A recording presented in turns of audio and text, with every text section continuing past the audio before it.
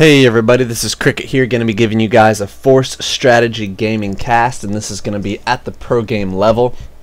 First and foremost, I want to go ahead and introduce our blue Protoss player spawning in the top left position. Blizz Event A actually is OGS MC. This is going to be OGS MC versus Morrow. So, just to go and let you guys know, I will be referring to him as MC. And MC is the self-acclaimed best Protoss player in the world. He's quite full of himself, but he's one of the only guys that has, I think, won GSL twice in a row. So, I guess he has something to gloat about. He's a very, very strong Protoss player, brings down the top players over and over again. But, of course, he has been brought down himself. So, he is obviously we're getting a seizure from his spamming, so I'm going to go and go off his camera just so you guys don't just completely freak out and die. But MC, very, very strong player, and be interested to see what he does on Tal'Darim. And our second player is going to be Morrow, as the red Zerg player spawning in the top right position. And Morrow is one of those guys that, to me, he just doesn't feel like that strong of a Zerg player, but then he like randomly takes down the biggest players in the game.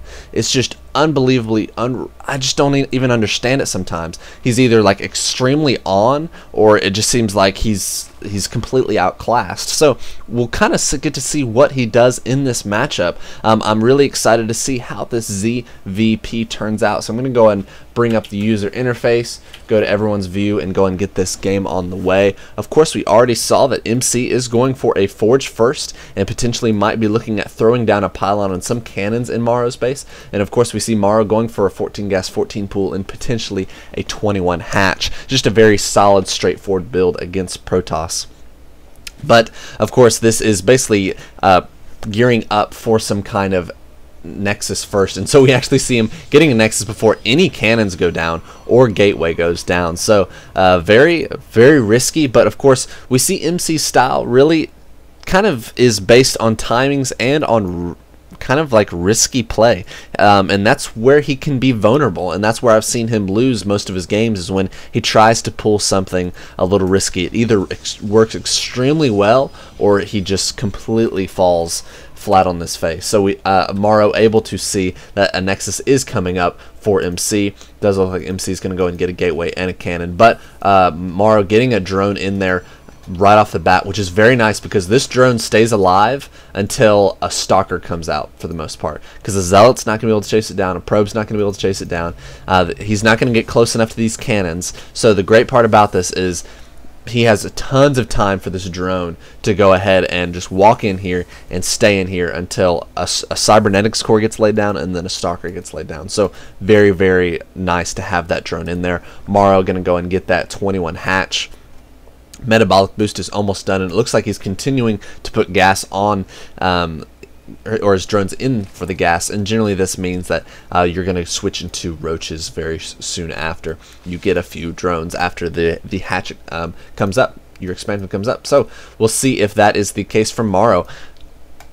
And I actually have not watched this game, so I am actually kind of excited. So everything you hear and see will be completely authentic. Yep. So drones still, here you go, and just able to stay in there as long as he wants. It's just so nice to have that. And you can actually see he's using patrol, and the reason for that is that he doesn't actually have to reset it. It's just going to come all the way around. It's going to get here, take a shot, come here, take another shot from the probe, but really not that big of a deal. And right now he's just checking saturation. He's seeing, okay, he's making probes, he's not making army, and because he can't really afford to get too close to this photon cannon, but the first stalker is out, so this drone's life expectancy is not much longer. So drones continuing to be made. We don't see any spines, obviously, because he knows there's a Nexus. He knows that he can't really afford to waste money on spines and units. So you see, I don't think there's 4 lings out on the map, and that's for these Xel'Nagas. And it looks like there's one, nope, just there. Okay, Xel'Nagas. Lair is done though, so making sure he doesn't fall behind in tech. We see Ventral Sacs actually coming, so might be looking at getting some drop play, as that tends to be a little bit more effective than the Nidus, just because with this high level of play, players are going to be able to scout out that Nidus. So getting Ventral Sacs, and we should see the speed. There it is. pneumatized carapace. There we go. So that is coming for Morrow, so we can already see what his plan is, and basically we're going to see how effective it is against Morrow, because Morrow is basically flying blind, but as a Protoss player, that's what you do until you get an observer. Oh, unless if you're going to try and scout with some probes, which he knows isn't going to happen. He knows he's got to have some circlings outside the base. So we see sentries getting warped in, and the reason why these guys are getting warped in first is because they can lay down force fields, and if an economy baneling bust is coming, they can lay down shields in front to make sure that damage isn't done, because we can see that this is pretty much a wall in. I don't really see any kind of space where you can get out of here. So these sentries are pretty much just for defense, unless if there is a hole that I'm not seeing, but I don't know, it looks pretty tight. So does look like sweet, and he cannon rushed me. That sucks. Hope he won. But looks like these guys are not loaded up at all. Oh, here we go. Okay, the rally point making banelings, so it looks like it's going to be a ling bling Overlord drop. So we're going to see how this goes. Still continuing to make more and more lings, more banelings, and here it comes. Here it comes. So here we go. It's rumble time, baby. So Overlords are coming out. What does MC have? He only has 1 Stalker, 1 Zealot, and 7 Sentries. Now the 7 Sentries might be able to protect a little bit for the shields, but that's the great part about these banelings. And here we see shields going up. I would like to see Morrow continue to put them in the Overlords and bring them up and over, but it does look like he's going to go ahead and try and get in here. I do not know how effective this is actually going to be, but it does look like the sentries don't have, they have a few more shields, but able to clean that up. Looks like he might go ahead and load them back up, or he's just going to forget about them. Oh, there he goes. And it does look like 1 Overlord with 1 Ling. Ooh, actually saved. Oh, he tried to save the Ling by dropping it, but it got sniped anyway. So, going to go and bring up the user interface, exit rumble time. And it does look like an Overlord potentially might have tried to put some drops down, but I don't know. If it was, there was a picture-in-picture, so you guys know. I don't know. But more and more Lings coming in. It does look like Morrow is going basically all in, as he is not taking a third. He is supply blocked. That was a few words put together in one, but it does look like he is going to come in for another drop. I'd like to see a few banelings actually come in on this, but MC's army is all at the front, but Morrow is on the offensive. He doesn't care about the front. It looks like he is going to go and load up the banelings, and so hopefully he'll be dropping on them, but good bit of force fields going down. Actually, a drop from the other side. Very, very nice. Taking out a ton of probes, and that was very, very nice, as the drone count is pretty much even now.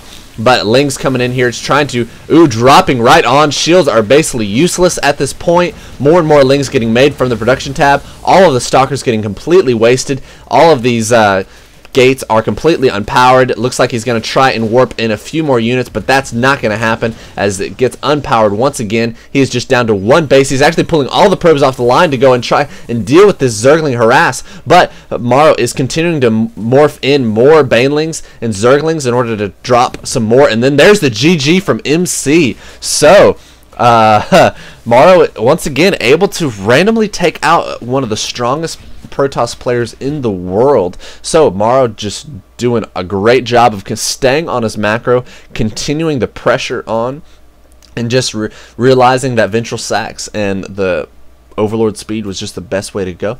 Let's go ahead and recap.